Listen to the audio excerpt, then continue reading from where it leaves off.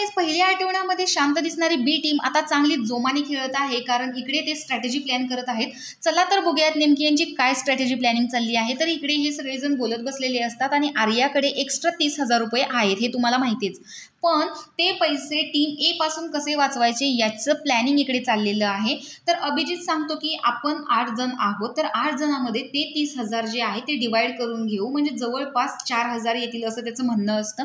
तर तसे जर डिवाइड केले आणि जर एखाद्यावरती त्यांनी जरी हल्ला केला किंवा त्याच्यापासून पैसे चोरण्याचा प्रयत्न केला तर सगळेच पैसे नाहीत जाणार, थोडेफार पैसे जातील पण सगळे नाहीत जाणार, असं इथं अभिजितचं प्लॅनिंग असतं.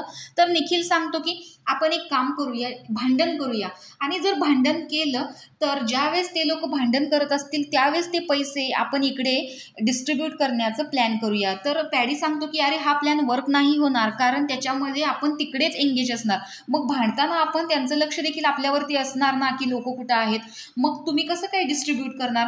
त्यावरती तो सांगतो की भांडण कसं होईल याची वाट बघण्यापेक्षा ते करता तरी येईल का भांडण हे आपण बघितलं पाहिजे, जेणेकरून आपले पैसे हे सेफ राहिले पाहिजेत.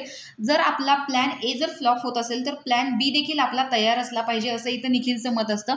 तर इकडे आर्या सांगते की माझ्याकडे कुठलाच मुलगा येणार नाही, म्हणजे वैभव आणि अरबाज हे तर मला चेक करायला येणारच नाही, आणि ऑब्व्हियसली जान्हवी आणि निकीचं पटत नाही, त्यामुळे ते देखील चेक करणार नाहीत, आणि याच कारणामुळे ते पैसे डिस्ट्रीब्यूट करून ठेवतात, म्हणूनच त्यांचे पैसे चोरीला जातात. त्यामुळेच बिग बॉस आर्याला कन्फ्युजन रूममध्ये बोलवून घेतात आणि 30,000च्या ऐवजी 20,000 कसे दिलेत हा प्रश्न विचारतात.